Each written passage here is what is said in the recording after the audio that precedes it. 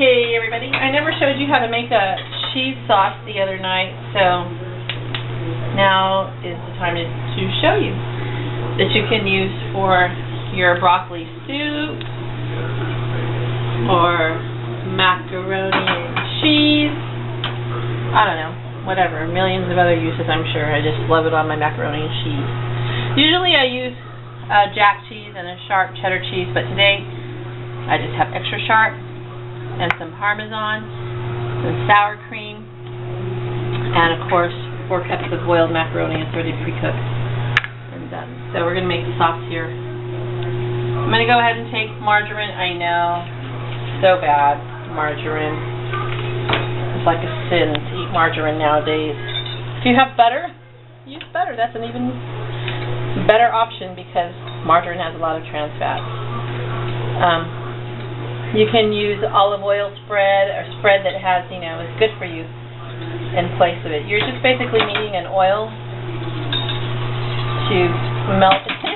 Stuck on my whisk into the pan because you're going to add some cornstarch to this. You're basically making a white sauce. Cornstarch is a great thing to use for a lot of different sauces. It can actually help contribute to a lower calorie diet if you're not using this kind of a spread. If you're using something like a 50-50 olive oil, it's better for you. It'll reduce the calories. I have 3 tablespoons of cornstarch that I'm going to add to my 4 tablespoons of margarine or butter. I've never tried making it with olive oil, but I guess I could one day and see what happens. So I'm going to get the cornstarch cooked in there, mixed up in there.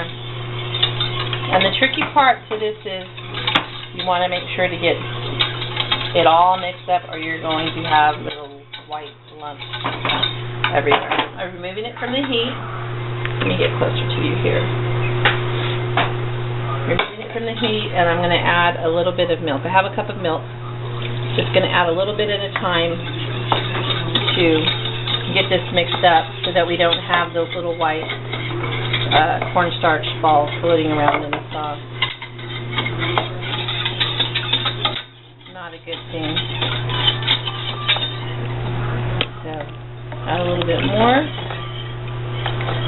That's about a half a cup, it looks like. Get the corners really well.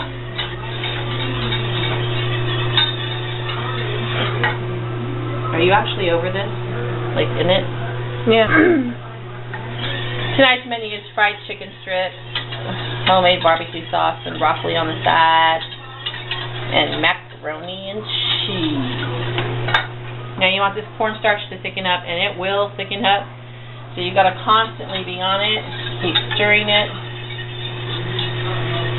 You don't want to end up with a big globby mess. Let it come to a boil.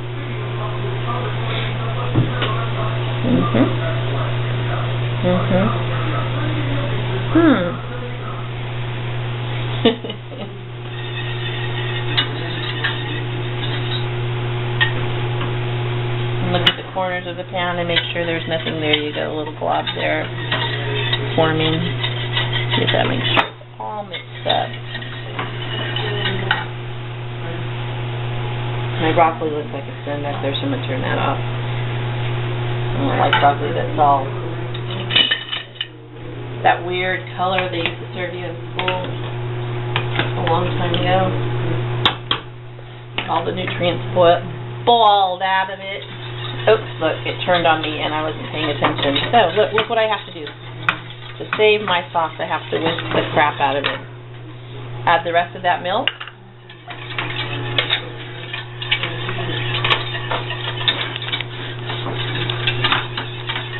Nice and thick. And let me see if I can find my spoon real quick here. Is that big? You know what? I'll just use this paddle. I like this paddle.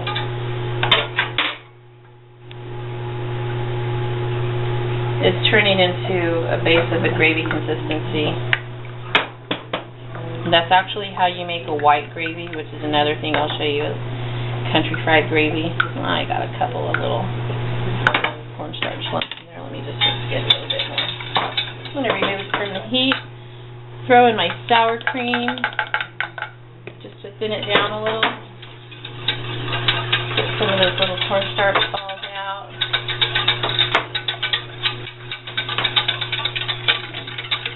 Looks good, looks good. Now, turn your heat down because you don't really want it super hot or it'll really boil the crap out of it. So, I'm good. I've got about 2 cups of cheddar cheese here, extra sharp. You know that's my favorite. Has a lot more flavor, a lot tangier. This is about 2 cups, 4 ounces of shredded cheddar. And I'm going to put most of it in there. I'm just going to leave a little tiny bit. That's maybe a 1/4 cup for the topping of my macaroni and cheese. Just mix that in to that cream base. And you will have a cheese sauce that is to die for. Throw your Parmesan in.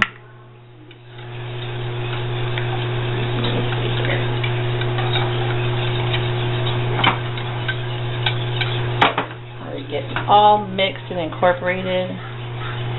And then you're going to season to taste. I prefer a little black pepper. A little bit of salt if it needs it.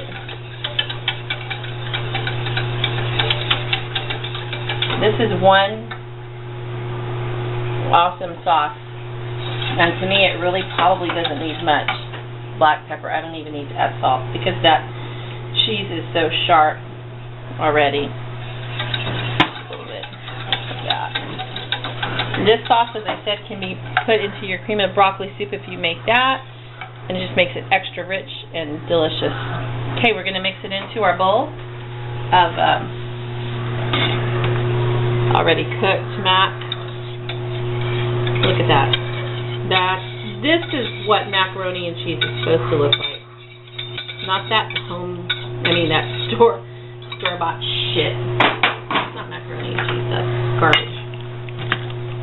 Although I have eaten garbage on numerous occasions. Because that's all that's in the pantry. You got that nice and mixed. Beautiful. I'm going to put it in a casserole dish.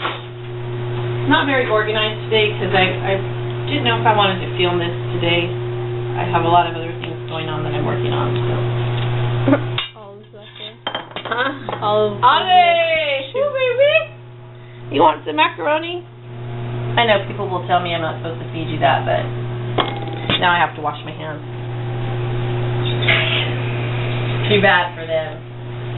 I think the Parmesan adds another extra, tang to it. You experiment. Use different kinds of cheeses. There's no rules here in making macaroni and cheese. Let it down.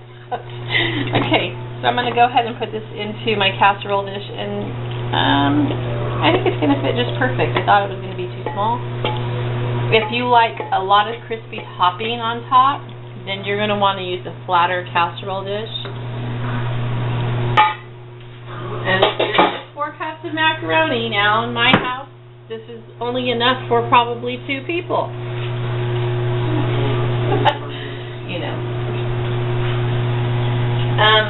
I'm going to go ahead and sprinkle on some seasoned breadcrumbs.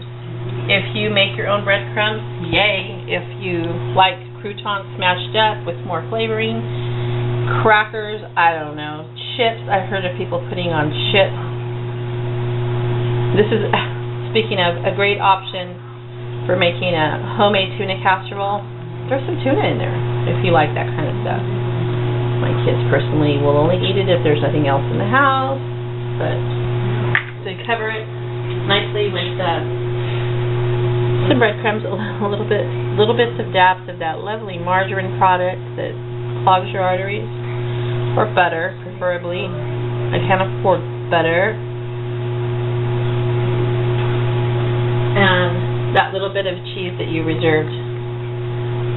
And then we're going to put this in the oven and just heat it through. I don't broil things because I end up burning them. So I'm going to bake it for about, I don't know, till the cheese is nice and bubbly. It takes about 10 to 15 minutes while I'm frying my chicken. So then everything will be nice and ready, and we'll show you the finished product when we get back. Okay. What did we do when we took it out of the oven? 1, 2, 3. Oh, yeah. You know what? There you go. She won't do it on camera. What the hell? Yeah, we were singing the praises of macaroni and cheese that's been homemade. Hallelujah. This is our homemade macaroni and cheese, guys. And we are going to love it with our dinner tonight. So I hope you try this recipe. I hope you like it and experiment. Try some different cheeses. Try a little bit more cheese. You know, have fun with it. But use that basic sauce recipe with the cornstarch, and you can't go wrong making homemade mac and cheese for your family.